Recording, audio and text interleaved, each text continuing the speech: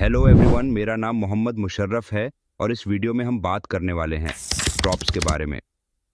पिछली वीडियो में हमने bind methods in class components को देखा था।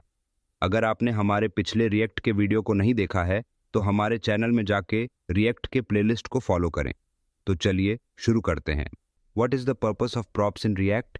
We use props in React to pass data from one component to another, from a parent component to a child component. Props is just a shorter way of saying properties.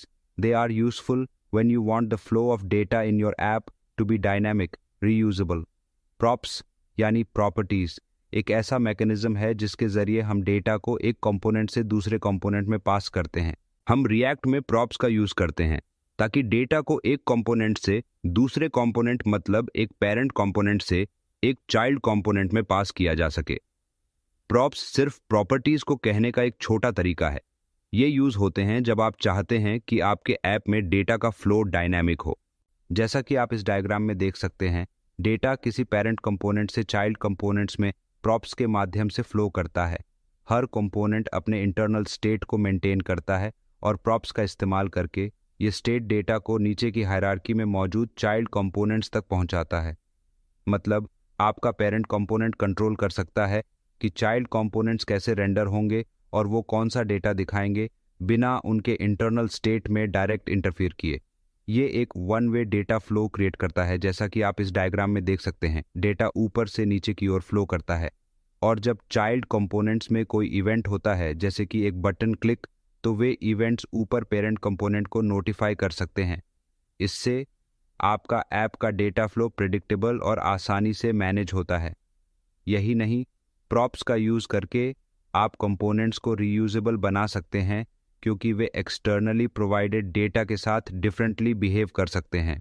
ये एक बड़ा benefit है जब आपको various context में same component को use करना हो।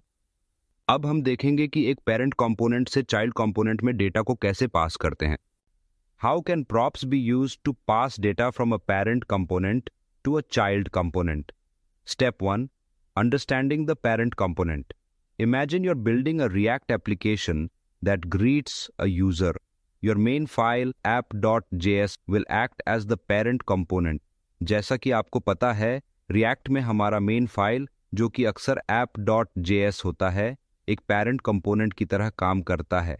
ये हमारे React एप्लीकेशन का एंट्री पॉइंट होता है। In app.js you define a variable message and pass it to greeting component as a prop. This is the entry point of your React application. इस app.js में हम एक वेरिएबल बनाते हैं जिसे हम मैसेज कहते हैं और फिर हम इस मैसेज को ग्रीटिंग कंपोनेंट नाम के एक चाइल्ड कंपोनेंट को प्रॉप के जरिए पास करते हैं। यहाँ हमने मैसेज में welcome to our React app जैसा वेलकमिंग मैसेज सेट किया है। जब हम greeting component message equal to message इस तरह से लिखते हैं तो हम रियल में मैसेज वेरिएबल को ग्रीटिंग कंपोनेंट के प्रॉप के रूप में पास कर रहे हैं। इससे ग्रीटिंग कंपोनेंट डायनामिकली यूजर का वेलकम कर सकता है उस मैसेज के साथ जो हमने प्रोवाइड किया है। इस सिंपल मैकेनिज्म के जरिए रिएक्ट हमें डेटा को कंपोनेंट्स के बीच एफिशिएंटली मैनेज करने की अनुमति देता है और यही रिएक्ट की कोर स्ट्रेंथ में से एक है। नेक्स्ट स्टेप, अब चलिए हम ग्रीटिंग कंपोनेंट डॉट जेएस को समझते हैं जो हमारे एप्लीकेशन का चाइल्ड कंपोनेंट है। Step 2, greeting component.js child component. In greeting component.js you use destructuring to directly extract message from the props.